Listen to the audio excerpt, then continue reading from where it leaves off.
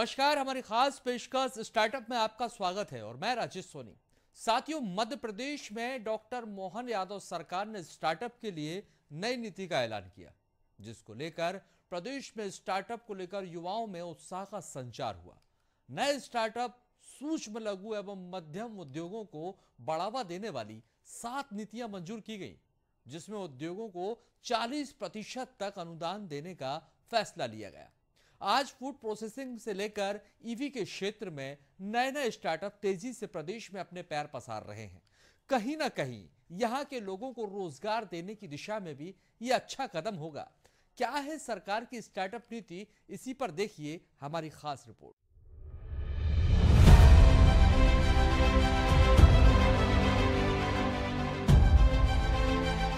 प्रदेश में स्टार्टअप की संख्या तेजी से बढ़ रही है। अब जीआईएस के बाद नई स्टार्टअप नीति से संख्या में और भी ज्यादा इजाफा होगा। इंदौर में स्थापित रोड ग्रिप कंपनी के द्वारा ईवी को देखते हुए एक ऐसा चार्जिंग सिस्टम तैयार किया गया है, जिससे न सिर्फ 2 पहिया वाहन चार्ज होंगे, बल्कि कंपनी के द्वारा एक साथ 2 कारों को चार्ज करने का भी हाईटेक सिस्टम तैयार किया गया है। प्रदेश में जिस तेजी से ईवी गाड़ियों की संख्या में इजाफा हो रहा है, अब आने वाले समय में चार्जिंग के लिए भी नए चार्जिंग स्टेशन स्थापित हो रहे हैं। नए चार्जिंग स्टेशन को स्थापित करने के लिए एमपी सरकार ने भी 10 लाख रुपए की सब्सिडी का ऐलान किया है। ऐसे में कंपनी के लिए तैयार किया गया चार्जिंग सिस्टम रोजगार की दृष्टि से बहुत ही फायदेमंद साबित होगा। आने वाला जो फ्यूचर है हमारा कहीं न कहीं ऐसी ईवी गाड़ियों पर निर्भर रहेगा, क्योंकि सरकार भी ईवी को प्रमोट कर रही है और हम भी कम से कम अपनी जो फ्यूल एफिशिएंट जो कार है या जो गाड़ियां हैं उनकी तरफ जा रहे हैं। तो ऐसे में ईवी हमारे लिए सबसे सुरक्षित और सबसे सस्ता उपाय बनने जा रहा है। तो ऐसे में जहां सरकार प्रमोट कर रही है, आने वाले समय में ऐसी बैटरियां भी आने वाली हैं जो ज़्यादा जो लंबा हमें माइलेज देंगी और कह सकते हैं कि वो ज़्यादा आकार में छोटी होंगी और उनका जो परफॉर्मेंस होगी वो ज़्यादा अच्छी होगी। तो ऐसे में अब जो सबसे बड़ी समस्या आने वाली है सामने कि ईवी गाड़ियों की संख्या बढ़ेगी तो हम चार्जिंग कहाँ करेंगे। घर की चार्जिंग पे सवाल उठता है कि इतनी ज़्यादा हमारे जो कनेक्शन होते हैं उसकी कैपेसिटी इतनी नहीं होती है, तो ऐसे में उतनी फास्टली वो चार्ज नहीं हो पाएगी और रास्ते में अगर कहीं खड़ी हो गई गाड़ी तो हम कैसे चार्ज करेंगे। सरकार ने हर पेट्रोल पंप पे ईवी चार्जिंग स्टेशन लगाने की बात कही है और ईवी चार्जिंग स्टेशन को सेपरेट रूप से स्थापित करने के लिए गवर्नमेंट ने एक नई पॉलिसी का भी ऐलान किया है। उस पॉलिसी में ये कहा है कि अगर कोई भी चार्जिंग स्टेशन लगाता है तो उसको 10 लाख रुपए की हम सब्सिडी देंगे। तो हम जहाँ पर खड़े हैं ये ईवी चार्जिंग का एक ऐसा स्टार्टअप है कि जिसने एक अलग अलग तरह के ईवी को गाड़ियों को चार्ज करने के लिए ऐसी चार्जिंग यूनिट बनाई है जो अपने आप में खास हैं और हम इनसे बात करेंगे कि किस तरह की ये चार्जिंग यूनिट है। तो हमारे साथ में दीपेश श्रीनाथ जी हैं। दीपेश जी, पहले तो बताइए कि ये छोटी सी यूनिट है, इसके बारे में बताइए। Good afternoon to everyone. मैं आप लोगों को दिखाना चाहता हूं कि हमने जो है IP67 चार्जर, पोर्टेबल चार्जर जो है 2 व्हीलर और 3 व्हीलर गाड़ियों के लिए लॉन्च किए हैं। ये IP67 चार्जर है, मेक इन इंडिया है। तो अभी बहुत सारे इंसिडेंट जो होते थे जहां गाड़ियों में आग लग जाती थी, तो क्या होता था IP20 चार्जर सारे ऑटो रिक्शा वाले यूज़ करते हैं जो काफ़ी अनसेफ होते हैं। तो मेरी उन सब से रिक्वेस्ट है कि आप IP67 चार्जर यूज़ कीजिए। या IP67 में खासियत ये होती है आप इसको बारिश में, डस्ट में कहीं भी चार्ज कर सकते हो। 3 साल की वारंटी आती है और यहाँ पे आपकी गाड़ी सेफ़ रहती है, बैटरी सेफ़ रहती है। इसकी क्या प्राइस है? सर इसकी प्राइस अलग अलग है। इसकी जो है जैसे 2 व्हीलर की जो चार्जर्स है, ये छोटा चार्जर है, करीब आपका 5000 रुपये का रहता है। आपका 3 व्हीलर का जो चार्जर है ये करीब 7000 रुपये का रहता है। और ये डायरेक्ट जो OEM जो गाड़ियाँ बना रही 2 व्हीलर 3 व्हीलर, उनके साथ हम ये OEMs को सप्लाई करते हैं। सर ये देख सकते हैं कि एक ये वॉल माउंटेन चार्जर है, रोड ग्रिड कंपनी ने इसको बनाया है। तो इसकी क्या खासियत है? इसकी खासियत ये है, आज शहर के जितने अपार्टमेंट्स हैं वहाँ पे 2 व्हीलर जो चार्जिंग होनी है उसके लिए आवश्यकता है एक वॉल माउंटेड चार्जर की। तो यहाँ पे मार्केट में जो सिंगल चार्जर है 7.5 किलोवाट का, वो करीब 40,000 का मिलता है, और अगर आप 2 चार्जर इंस्टॉल करते हैं तो वो 80,000 का हो जाता है। तो हमने मल्टीपल अपार्टमेंट्स में जो सॉल्यूशन के लिए क्या करा है, इसको ऑप्टिमाइज़ किया है। इसमें आप ये डबल चार्जर है, डबल गाड़ियाँ आपकी जो बाइक चार्ज हो सकती है, इसकी कीमत मात्र 50,000 रुपये। तो 50,000 रुपये में जो है आप 2 गाड़ियाँ कंटिन्यूसली आपकी जो है चार्ज कर सकते हैं। तो क्या इसको जो हम चार्ज करेंगे तो इसको क्या रख रखाव के लिए कोई व्यक्ति होना चाहिए कि हमने अपार्टमेंट में लगा दिया और कोई इसको चार्ज करेगा, तो हम इससे बिल कैसे वसूलेंगे? सर, सबसे अच्छी बात यह है कि इसमें रख रखाव के लिए किसी व्यक्ति की ज़रूरत नहीं है। ये कम्प्लीटली मोबाइल बेस्ड चार्जिंग है। मोबाइल पे एप्लीकेशन है हमारा, प्ले स्टोर आई स्टोर पे रोड ग्रिड नाम से, आप उस एप्लीकेशन को डाउनलोड कर सकते हैं। इस स्टेशन के पास जाके अपनी गाड़ी चार्जिंग पे चालू कर सकते हैं, अपने घर चले जाइए, जैसे ही गाड़ी चार्ज हो जाए फ़ोन से ही आप चार्जर को बंद कर सकते हैं। तो सारा जो फीचर है हमने आप लोगों के लिए फ़ोन पे दिया हुआ है, फ़ोन से ही आप चालू कर सकते हैं, फ़ोन से ही बंद कर सकते हैं। तो ये बहुत अच्छी बात है कि फ़ोन से आप चालू करिए, फ़ोन से बंद कर लीजिए। अगली यूनिट की तरफ आते हैं, तो ये एक चार्जिंग यूनिट है, इसकी क्या खासियत है? इससे कौन सी गाड़ी हम? खासियत ये है सर कि अपार्टमेंट की फिर मैं बात करता हूँ तो वहाँ पे बाइक और कार दोनों चीज़ें रहती, बाइक कार ऑटो हो गया, मल्टीपल गाड़ी आपको चार्ज करनी। पिछले वीडियो में आपने देखा कि वहाँ पे 2 गाड़ी चार्ज हो सकती है, यहाँ पे आप 3 गाड़ियाँ चार्ज कर सकते हैं। आप एक कार चार्ज कर सकते हैं, ये एसी का गन होता है जो आपकी डायरेक्टली गाड़ी में लगता है, और यहाँ पे हम जो है इंडस्ट्रियल सॉकेट भी देते हैं, नॉर्मल 3 पिन सॉकेट भी दे सकते हैं। इसके जरिए आप 3 गाड़ियाँ जो अपार्टमेंट में कंफर्टेबली चार्ज कर सकते हैं। तो अभी तक 2 गाड़ियां हो रही थी, अब 3 गाड़ी चार्ज हो सकती है। तो एक ये लास्ट यूनिट आती है जिस पे हम बात करेंगे। ये देखने में देखिए ये थोड़ा सा कमर्शियल है। कमर्शियल इसलिए है कि ये पेट्रोल पंप जैसा दिख रहा है, मगर इससे 2 कारें एक साथ चार्ज कर सकते हैं। जी, इसकी विशेषता ये है, ये फास्ट डीसी चार्जर है। तो ये फास्ट डीसी चार्जर में आप चाहते हैं कि आपकी गाड़ी 1 घंटे के अंदर चार्ज हो जाए, तो ये फास्ट चार्जर्स हम पूरे इंदौर शहर के लिए लगा रहे हैं, और यहाँ पे आपकी गाड़ी विदिन 1 घंटे के अंदर जो पूरी कम्प्लीटली चार्ज हो जाएगी, तो आपको ज़्यादा रुकने की ज़रूरत नहीं पड़ेगी।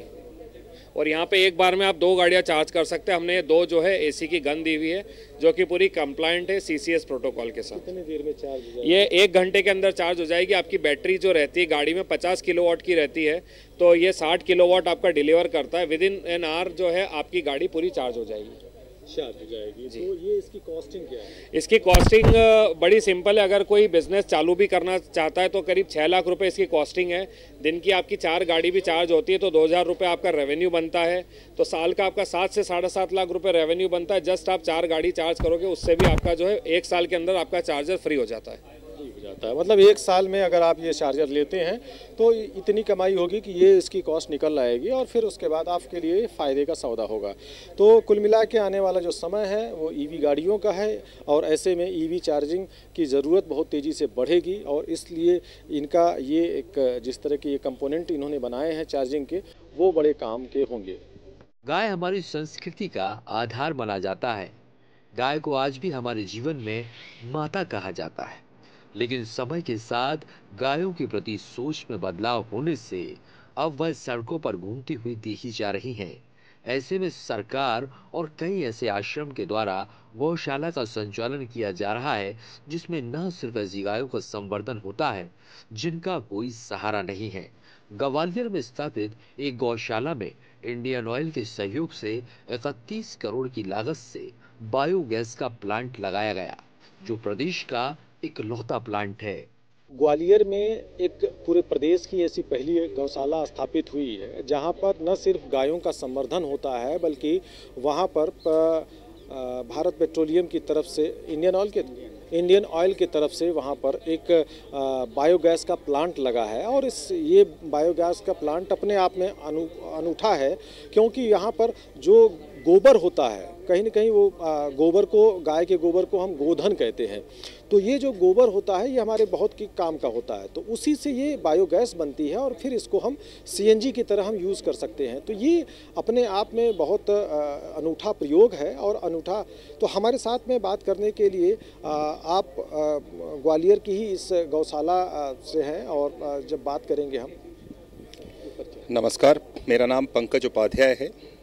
मैं स्वामी ऋषभ देवानंद जी का सहयोग करता हूँ गौ सेवा के प्रकल्प को आगे ले जाने के लिए। और महिमा मंडन तो गौ माता का हमारी संस्कृति में सहज ही सुनने को मिल जाता है।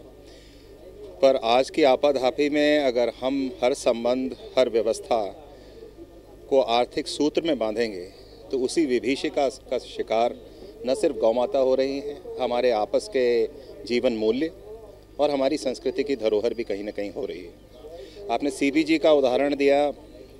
देखिए, अगर उसको समय के हिसाब से प्रासंगिक बनाना भी ज़रूरी है, क्योंकि इतने बड़े प्रकल्प के पीछे एक आर्थिक व्यवस्था की संरचना होना अत्यधिक आवश्यक है।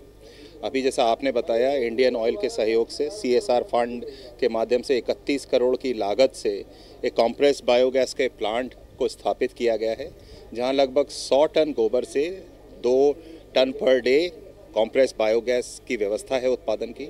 और उसी के साथ माध्यम से बायोडायनामिक फर्टिलाइज़र जो स्लरी उसमें से निकलती है, वेस्ट प्रोडक्ट, जिसकी भी का अद्भुत और अतुलनीय उपयोगिता है कृषि के क्षेत्र में। अगर आजकल हम देखें, सदगुरु की भी एक मुहिम है कि मृदा को पोषित करना, रिजुवनेशन ऑफ सॉइल, तो उसमें ये अत्यधिक लाभकारी है। और देखिए, आगे चलना है, अपने आप को जीवन, व्यक्तिगत जीवन, सामाजिक प्रकल्प, हम किस तरह से जीवन के प्रश्नों को की तरफ उन्मुख होते हैं, ये इसका प्रतिबिंब, क्या प्रतिमा, व्यक्तिगत और सामाजिक प्रतिमान हम स्थापित करते हैं, उसमें परिलक्षित होता है। तो ये संवेदना के साथ ये प्रकल्प शुरू हुआ। हम सब जानते हैं कि वही, जैसे मैंने कहा, एक आर्थिक सूत्र की तरह अगर हम हर संबंध, हर व्यवस्था की तरफ उन्मुख होंगे तो उसी का परिणाम है कि गौमाता जब आर्थिक रूप से अनुपयोगी लगने लगती है एक सीमित आकलन के तहत, तो उसको रोड पर निराश्रित छोड़ दिया जाता है। तो सिर्फ हमारी संस्कृति का अगर हम महिमा मंडन करने से स्थापित नहीं होगी, हमें कुछ ठोस कदम उठाने पड़ेंगे। उसी तरफ ये एक मुहिम है। और हुआ भी देखिए ऐसा ही है कि संतों के आगमन से समाज का विश्वास जगा, उसमें विश्वसनीयता आई और उसके तहत लोगों का जुड़ना शुरू हुआ। तो आज आपको जानकर ये हश्र होगा कि यहाँ मेरे कुछ साथियों ने ये उत्पाद तो दिखाए हैं आपको, जिनकी उपयोगिता भी है और देखने में आकर्षक और मोहक भी लग रहे हैं।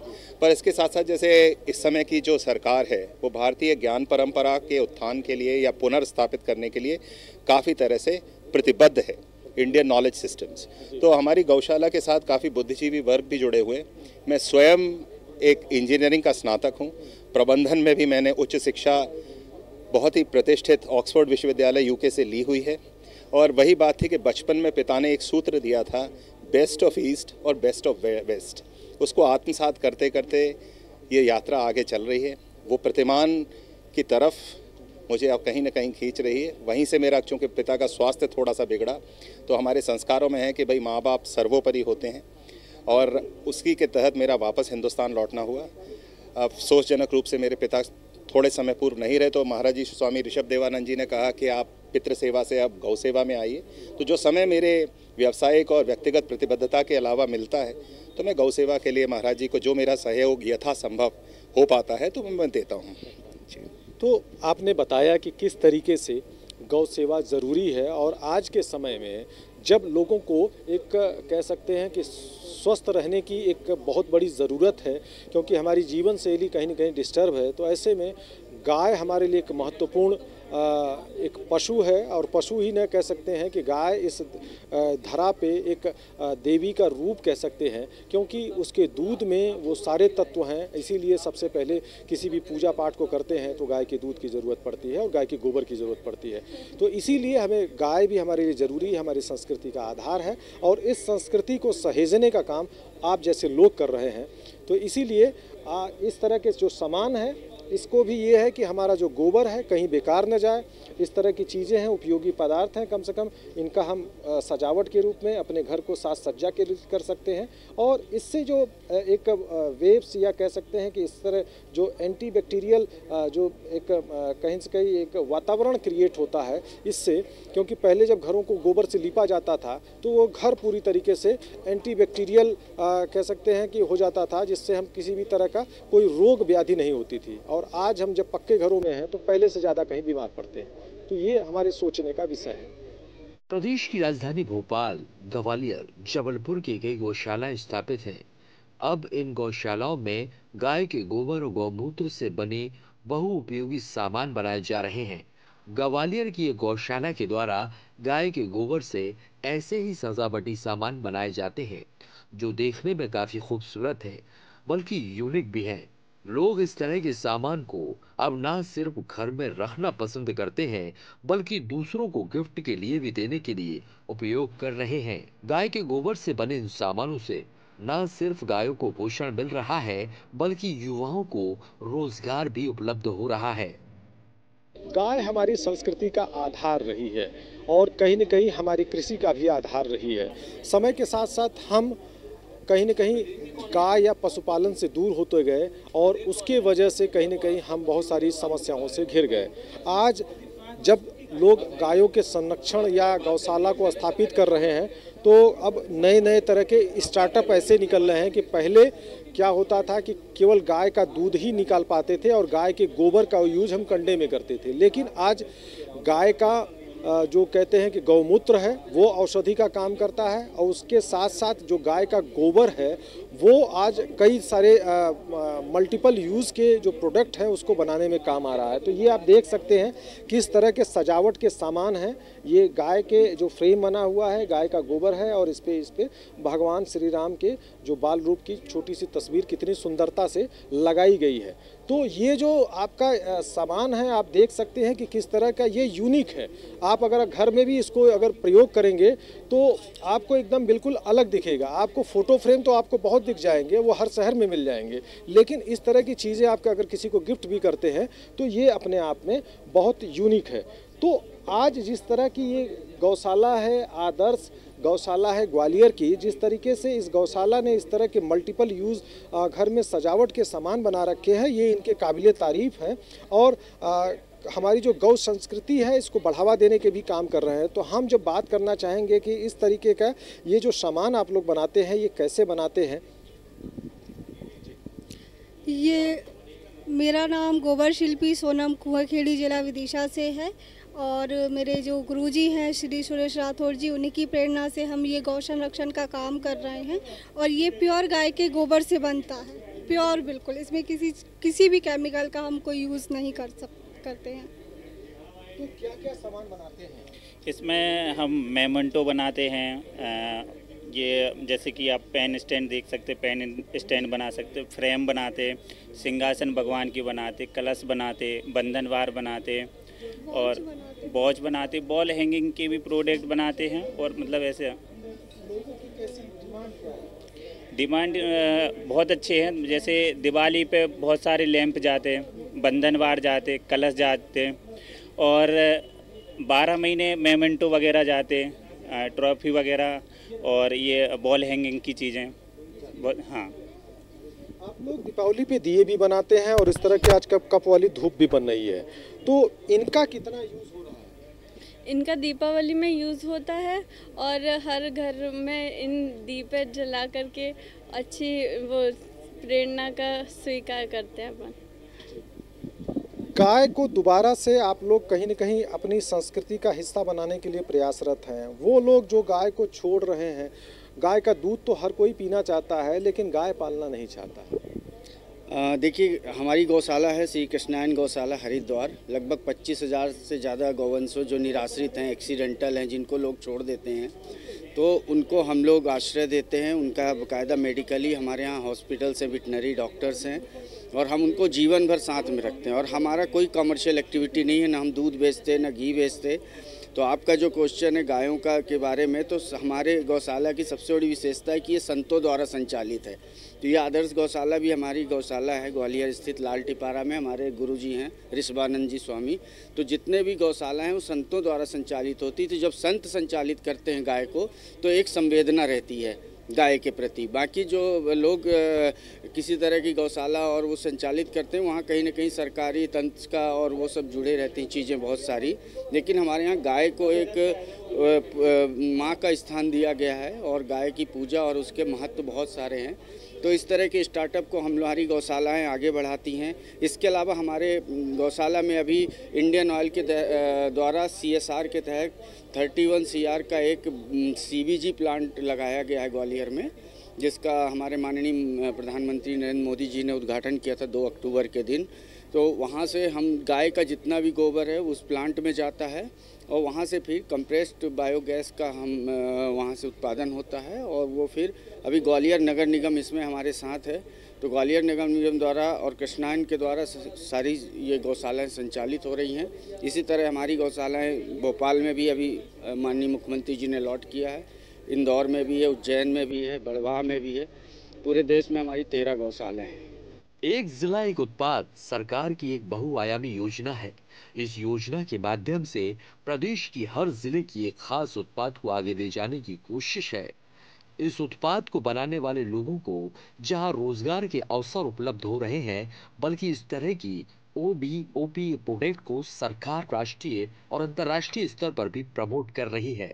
सरकार जिले के खास उत्पाद को बाजार उपलब्ध कराने का काम कर रही है और इससे इस तरह के काम करने वाले लोगों को न सिर्फ रोजगार मिल रहा है, बल्कि उनकी आय में भी इजाफा हो रहा है। बुरहानपुर जिले का ओडीओपी प्रोडक्ट केला है। यहाँ पर केले की खेती के माध्यम से केले के बहुउपयोगी चिप्स, ड्रिंक, पाउडर जैसे सामान को बनाया जा रहा है, जिनकी बाजार में बड़ी मांग है। जिले के इछापुर गांव के शुभम चौधरी ने केले से जुड़ा एक स्टार्टअप खड़ा किया है, जिसके माध्यम से वह आज 9 तरह के चिप्स को बना रहे हैं, जिनके चिप्स की बाजार में खूब डिमांड भी है। ओडीओपी मतलब one district one project. Madhya Pradesh में 55 जिले हैं और 55 जिलों के एक खास प्रोडक्ट है। ये सरकार ने इसलिए प्रमोट किया है कि हर जिले का एक खास उत्पाद होगा और उस खास उत्पाद को सरकार बढ़ाने का काम करेगी, क्योंकि पहले से भी प्राचीन समय से भी बात करें तो हर ज़िले में कुछ न कुछ खास होता रहा है और उस खास तरह के प्रोडक्ट से जुड़े हुए लोगों का एक कहीं न कहीं रोज़गार चलता है। तो उसको अगर सरकार एक ऐसा प्लेटफार्म प्रदान कर रही है ओडीओपी के माध्यम से, जिससे न सिर्फ उनकी एक पहचान अलग बन रही है, बल्कि इससे कहीं न कहीं जो ओडीओपी पे जो काम करने वाले लोग हैं उनकी जीविका भी अच्छे से बढ़ रही है और इससे कम से कम इनके जो इनकम है उस इनकम को जो सरकार ने दोगुना करने का वादा किया है उससे भी उसको सहायता मिल रही है। तो आज हम बुरहानपुर के एक ऐसे ही ओडीओपी स्टॉल पे हैं और जहां पर केले से जुड़ा हुआ प्रोडक्ट है, क्योंकि यहां पर जो केला है यहाँ का ओडीओपी है और ओडीओपी में केले का ये चिप्स है। देख सकते हैं कि किस तरह के ये अलग अलग वैरायटी के चिप्स हैं, अलग अलग फ्लेवर के 9 तरह के चिप्स हैं और केले से कुल 320 तरह के प्रोडक्ट बनाए जा सकते हैं। होता है उसका जो रॉ मटेरियल पर्याप्त मात्रा में जो बच जाता है उसका उपयोग करके किसानों की आय दोगुना करने के लिए केला चिप्स बनाया जाता है। और केला चिप्स के अलावा हमारे यहाँ पे केले के आटे से जैसे गुलाब जामुन, चकली, बनाना स्टिक बनाई जाती है, कैंडी बनाई जाती है, अनेकों ऐसे प्रोडक्ट बनाए जाते हैं जो बाज़ारों में अधिक उपयोग अभी आ रहा है और धीरे धीरे इसका मार्केट जो है बहुत बढ़ रहा है अभी। और इसको हम अभी ये हम जो आए हैं एक जिला एक उत्पाद से बुरहानपुर से यहाँ पे आए हैं। इसका मार्केट अभी यहाँ पे बहुत बढ़िया चल रहा है। इसके हिसाब से हम यहाँ पे मार्केट के लिए अभी कस्टमर जो आ रहे हैं, रिक्वायरमेंट जैसी जैसी हो रही है उसके हिसाब से हम यहाँ पे केला चिप्स सेल किया जा रहे हैं।